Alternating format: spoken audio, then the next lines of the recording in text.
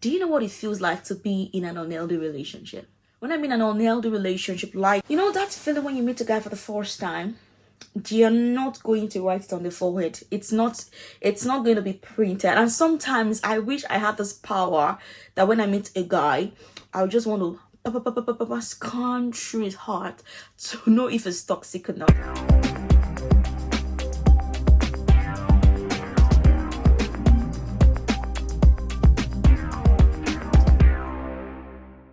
Hello friends, welcome back to my channel. It's your girl Ife Jaws and this is Chat with Jola. Have you ever been in a toxic relationship that you can't really say this is toxic or this is non-toxic?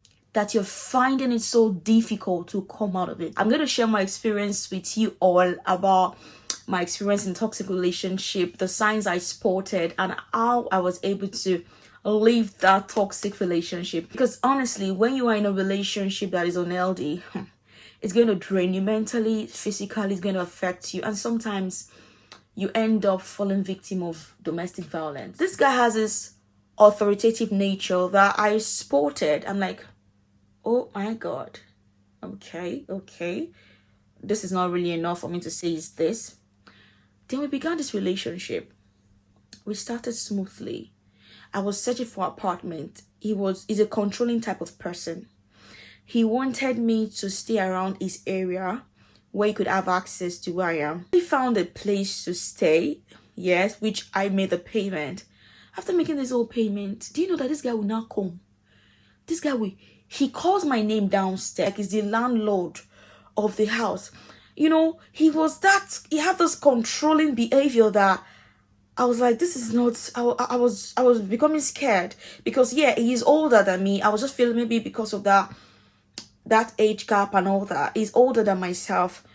Until one day, we hung out together and he said we should have a conversation, which we did. I was even excited, like, oh, finally, thank God, this guy, we're going to talk together. Because it is when we talk, I get to know your kind of person. I perceive you from what we talk. It was just dabbling around marriage, wife, children. The thing never still aligned. I had not still picked together. I had not still... What's this guy trying to tell me? What's he trying to say? Are you married? Are you because I wasn't gonna have anything to do with the married guy. I wanted to just know, but he was just dabbling in, dabbling out. I just wanted the guy to just come out straight. So he said he's got kids. That was my first turn off. And he said I'd give you some sentimental reasons, some emotional reasons, which I wasn't ready to buy.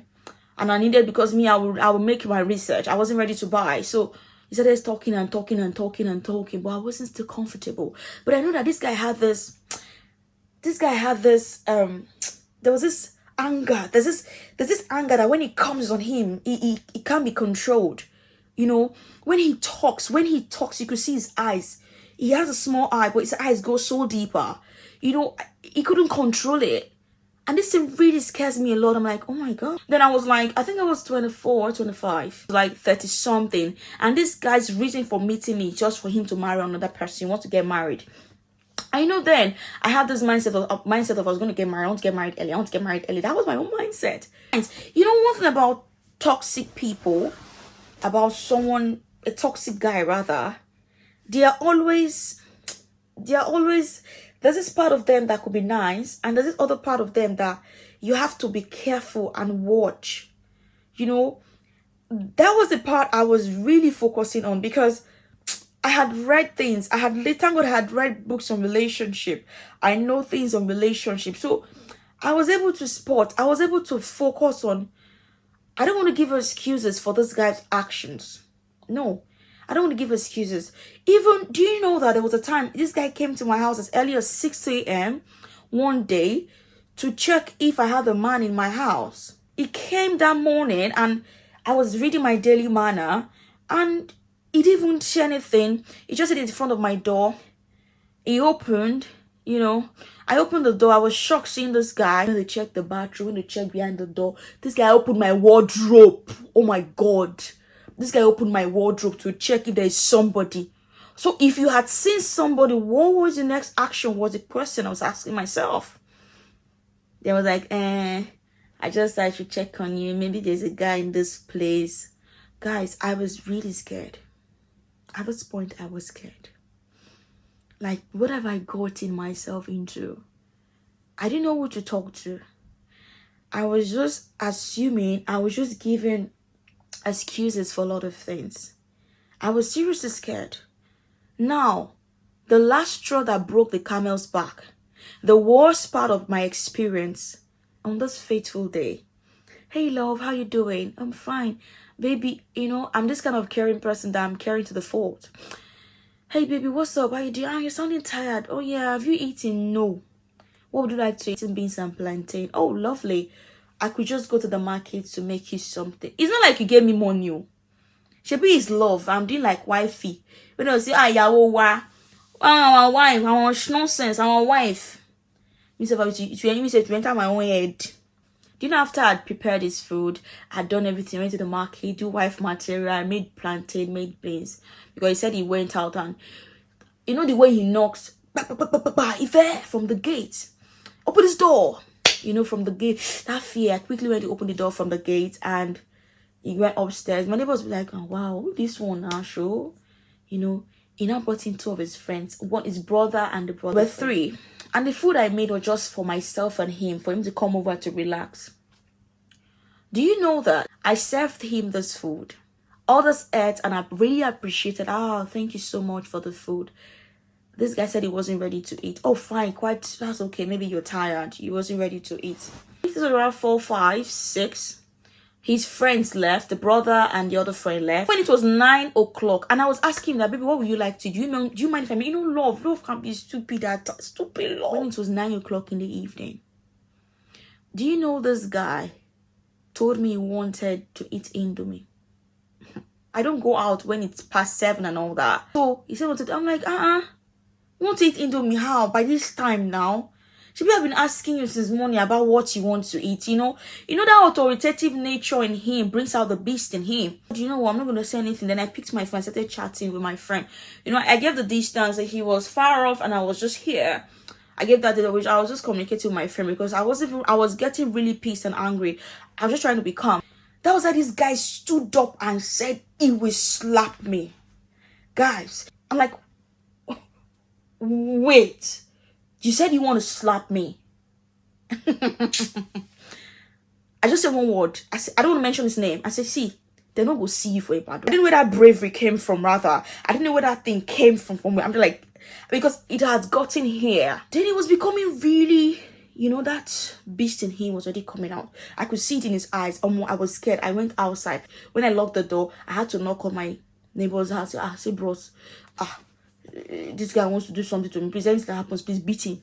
That was what I told my neighbor. Like, beat him. My neighbor was shocked, like, really, what's going on? So he was not like, Ifejola, open this door. Ifejola, open this door. Didn't know. I'm like, no. I was not getting really scared. I can't open it. That my neighbor, and I said, okay, I open the door. He followed me. He said, bros, what's up? He said, it just changed. Bros, what's up? How far now? What's up? How you doing?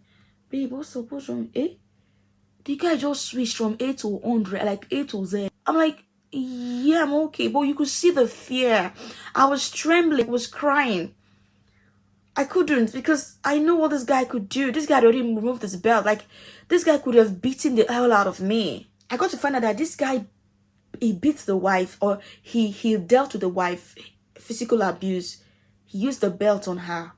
And this guy was bragging about it, saying because she was the one. I understand we can be pushy at times as ladies. He said she was the one that took the clock and slam on him, blah, blah, blah. And no. I beat him. I beat her and I beat her again. With no remorse. Took the kids away. I said, so you want to beat me the way you did to your wife? No be me. No be me. My head do not take such. After some time, I was not telling myself, how did you get yourself into all this? This is what happens in a toxic relationship. Sometimes we give excuses that, or maybe just in the mood, maybe he was just angry. I gave excuses for this guy about his act. But this guy has controlling behavior to my body. This guy, he doesn't respect my body. He says a whole lot of shit. He says a whole lot of things, unhealthy things that could kill my self-esteem. But I cried. Sometimes when God will say, go and show you sign, you go show you sign, you did not see the sign, you went to enter. I just told God that, God, please help me in this. I just don't know how. My friend, I fasted and I prayed, though. Honestly, what might work for me might not work for you. These are the things we'll find ourselves into. When you're in a relationship, the guy beats you and you give excuses for it. When he's on the right frame of mind, he just acts that way. My sister, with right frame and no right frame, a guy that will beat you will still beat you. Because no guy should beat a woman. No sane guy. Ladies go through toxic relationships that affect their self-esteem. I know the most painful part. I was lucky coming out of that relationship. What about you? Or that's your friend that is still stuck in that relationship. It's not as easy as you think. Don't feel, can't you come outside? Sometimes we are always scared of, if I leave this guy now, I might fall into the worst hand. Why can't I manage this one that is even beating me and I know that I'm healing up? They are meeting another one that will kill me. My sister, now small cancer they spread. Honestly, you can't be in that relationship that is toxic and you expect to heal. No, you can't keep inflicting injury on yourself. I know how it feels like. A part of you want to let go, but a part of you is scared of letting go. Because the guy you're with has killed your esteem. And you feel you will never find any good guy. You will not find a guy anymore in your life. At first, always open up your mouth. I couldn't talk to my siblings about this. I'm sure when they're watching this video, they'll be surprised. Because people will be like, what would they say to me? I know people will want to condemn you that, were you blind when you enter? See, they don't write it on people's forehead. But God is not wicked to let you suffer. It's a lie. See, God shows us signs. It's left for you to decide. God will not force you. We show you signs. So this was how I was able to survive a toxic relationship. You know the funniest thing? This guy left the country at some point, and I think like 2-3 years later, this guy had a guts. Hey, God. To call me and tell me that, babe, searched all over. Couldn't find nobody. Couldn't find who? Looked high and low. It's not me you want to marry. They think we've forgotten. I don't understand how people think. He thought maybe I've forgotten all the stupid things. So because even if I was single, I was the only lady on earth, and this guy is the only guy on earth, I'd rather become reverend sister than marry this guy. Some people end up getting married to them. And they become the beast. A man that lays his hands on you in a relationship will kill you in marriage if you don't have sense. So guys, wake up. When you see a guy that is controlling, those are signs of an unhealthy relationship. A guy that brings you down, looks down on you. Those are signs of an unhealthy relationship. A guy that is authoritative. The guy that doesn't respect your body. Like, respect your body. Those are signs of an unhealthy relationship. So I believe you can come out from that relationship if you're in one. And you can sport it. Don't give excuse for it before it's too late. Guys, thank you so much. I'm going to put a full stop to this whole long talk. To hear more, please endeavor to subscribe to my channel. Click on the like button. And turn on the notification button for more interesting talk on relationship, love, sex, and all that. This is still Chat with Jola.